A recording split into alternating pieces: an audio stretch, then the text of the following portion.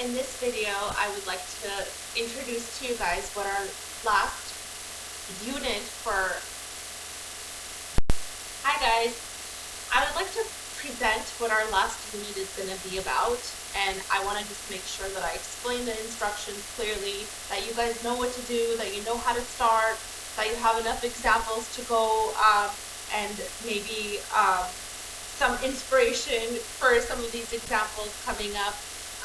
The first thing that I think I would like to say, just so we could, make this as fun as it possibly can be, I chose for you guys to do an oral presentation really for two reasons. Number one reason is that oral presentations are a really good form of argumentation. Sure, the classic way to argue is through writing. You have enough time, you put in the effort, you can construct your thoughts, you can revise your thoughts, you can re-edit your thoughts, but you cannot do the same when it comes to speech. For speech, what you could do is you can practice it, but there is something that is very exciting about the live action argumentation that happens during oral presentations. This is why we have speech class, and I think it is very, very important for you guys to practice it. Number two, I would like for our final unit to be an oral presentation, simply because I think that I would like you guys to interact in the most important way possible. It is not easy to work with others. It's not. I know that.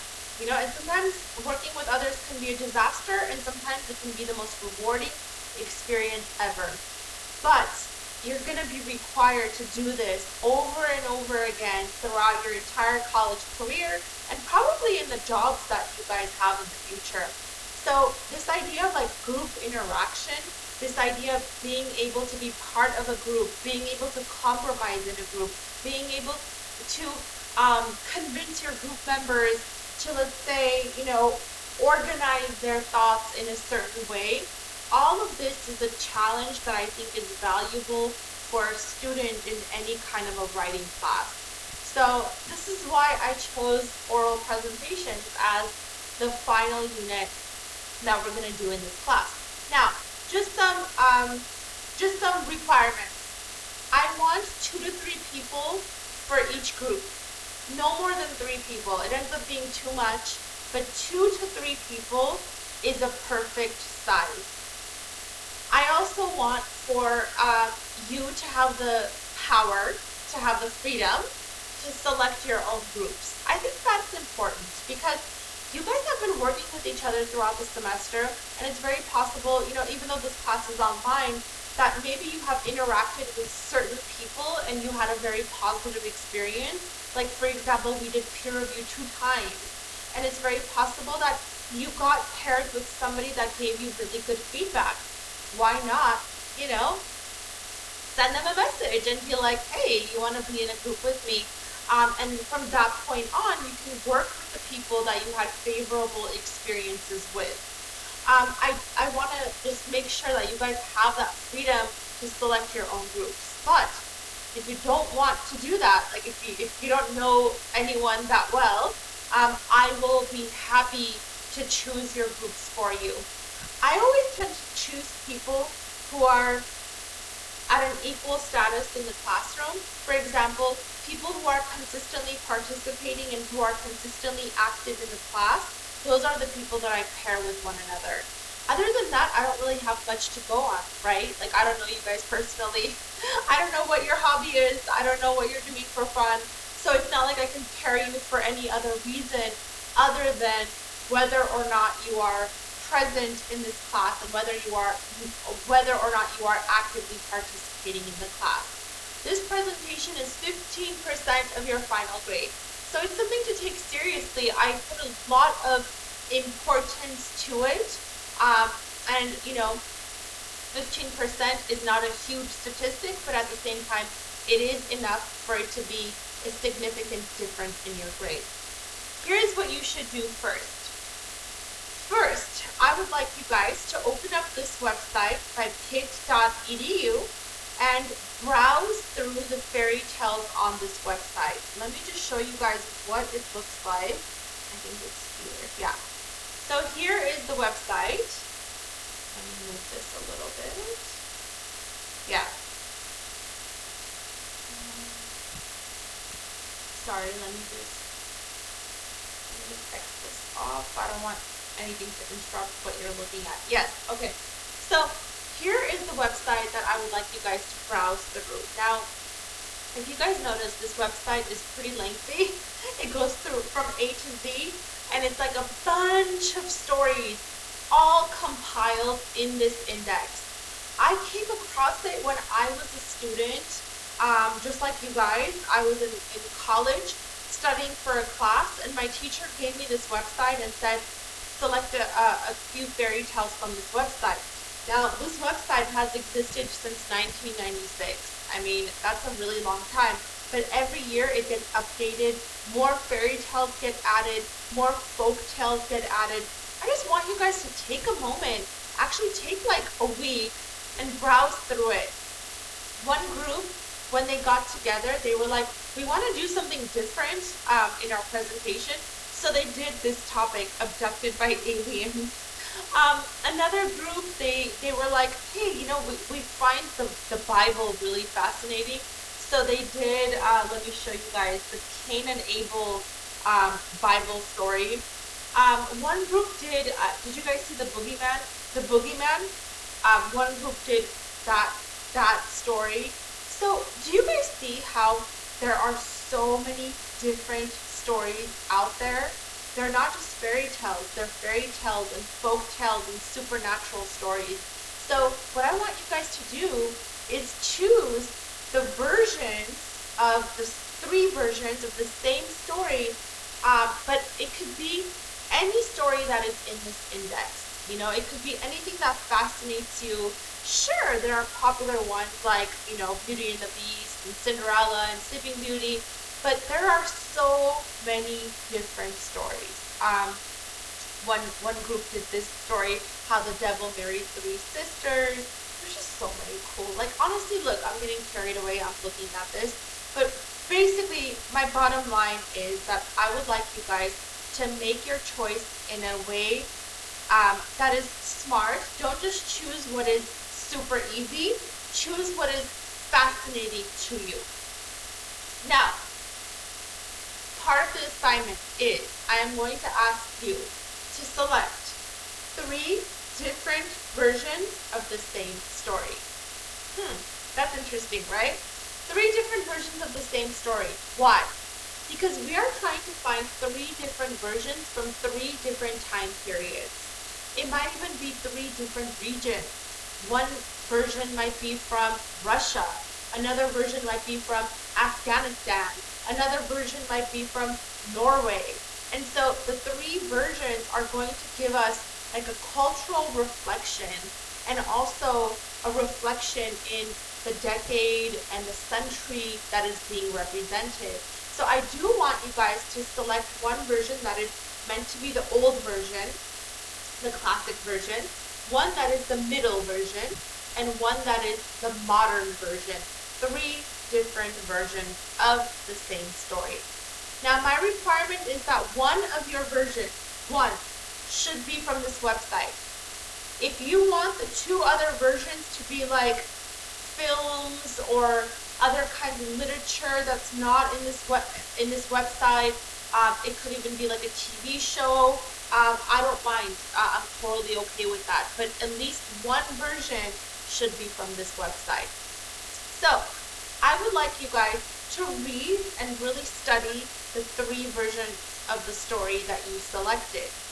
When you study these versions, I want them to be at least like a few decades apart. I would recommend a few centuries apart. Like, it would make sense to select one version that's from like the 1600s, and then another one that maybe is from the 1800s, and then another one that's like, I don't know, from the 1990s. That could be perfectly fine. When you guys are studying these 3 versions of the same story, I want you guys to notice what changes in each version. because these stories are meant to be a reflection of the society at that time. What do you notice that is changing as the story is being revised and retold? And do you think that change is a positive or negative change? That's what I'm looking for. Like, I want you guys to argue whether the change that you are seeing in these stories is a good change or a bad change. So, part of your presentation, when you guys are presenting on this topic, one part has to be covering the context of these stories. What are these stories about? Tell us, let us know. Tell us the plot. But don't get carried away. Don't have it dominate the whole thing. So I put a rule here, okay? Like under the context, I put your summary should not be more than 1 or 2 minutes long. If it is over 2 minutes, you are going to be penalized, but your grade is not going to be a high grade. We are not looking for a plot summary. That is not the point of this presentation. I would like you guys to tell the audience, us, the story without going in so much detail that you're basically covering the entire presentation in just summary. That's not the point. I want you guys to just give us the gist of what these stories are about, and then how does it change and how does it change. So I think the context section needs to be really well organized, or else it's not going to be very strong in your presentation. I want your group to also have a group thesis. Now, this group thesis needs to be crystal clear. So I put over here, a strong thesis will provide a defense or critique of the changes the fairy tale has undergone. So I'm not just looking at changes, like every single change that's happening. I want you guys to choose one rationale as your main focus. You can look at a change in theme, you can look at a change in character, you can look at a change in values and in norms, in gender roles. So many changes, right, that can reflect society. What change does your group want to look at? And essentially, your group thesis is going to show us, do we think that this change is a positive or a negative change? So as the story is being retold, do we think that the story improved in this way, or does it diminish somehow in the quality of its story? Now, I also would like for your presentation to have visuals. This is a presentation after all, so I'm looking for strong visuals. The first visual that you should have is some kind of presentation tool. A lot of people choose PowerPoint as their go-to tool. I'm okay with that. PowerPoint is great. I also think other examples of visuals are pictures, images, videos, some clips, some kind of art. It could also be in the form of like photography. It could also be, I don't know if I said this, but like cartoons and video samples. It could be memes. Memes are so funny. I send memes to my friends every single day. Why not incorporate that into your as your visual element? One of the rules that I have is that your visuals should be consistent throughout the entire presentation, and they should be meaningful to your presentation. In your presentation, I am also looking for strong analysis. Now, I would like you guys to choose a few passages from these stories. I think it makes sense for you to choose, like, I don't know, a passage from each version. And these passages should reflect something about the thesis, right? It should help us understand the thesis.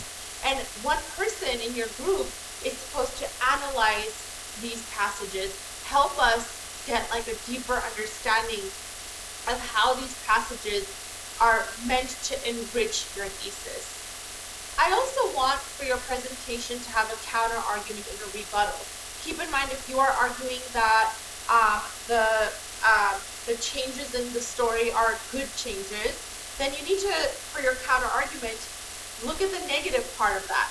What might others say as a critique to your argument, and how might you respond?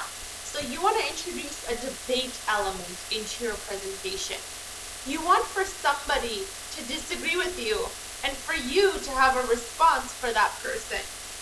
That is going to be your counter argument and rebuttal section.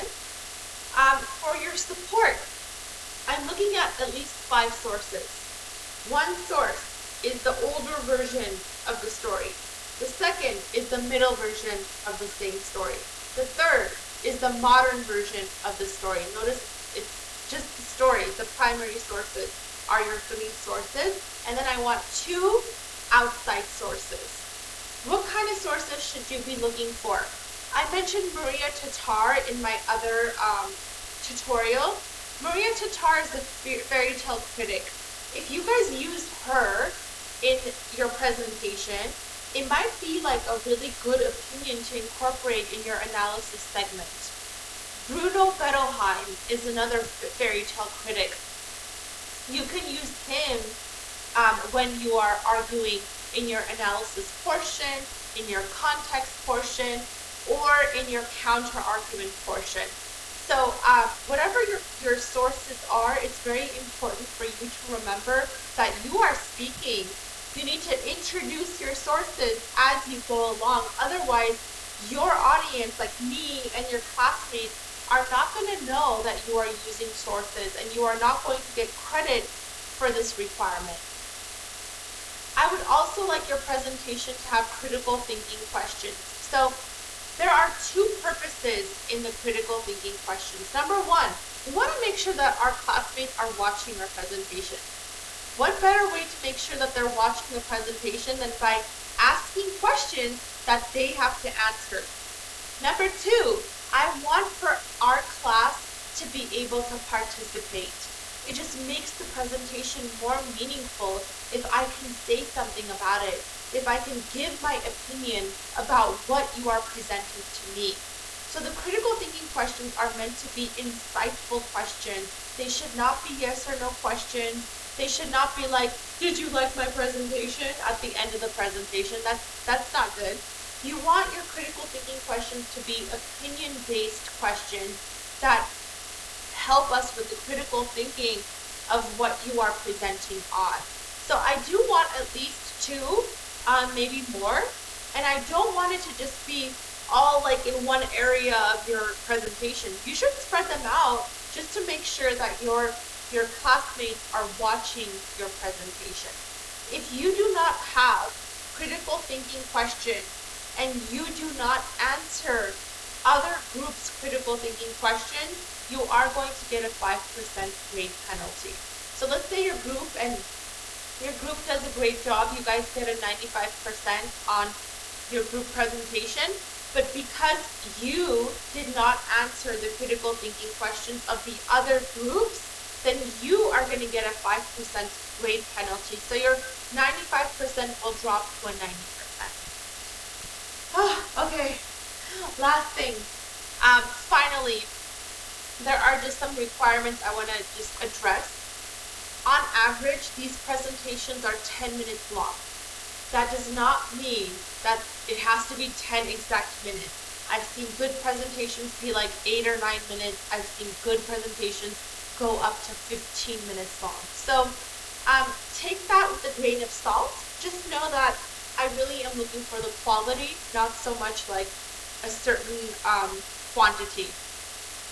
I also need you guys to remember that this is a presentation, that you are being watched, that you are being evaluated, that you are being assessed. You need to carry yourself with enough energy so that your classmates and whoever else is watching, they can feel the positive energy through the screen. Sometimes we're so tired, right? Like we have so much going on in our lives, and sometimes we just don't feel like it. And the last thing we want to do is present and act like we're interested and put a smile on our face. But it's only 10 minutes of your life. After those 10 minutes, you will forget all about it. You will go about your day. You will do whatever it is that makes you happy. So why not bring the most positive energy that you can to your presentation?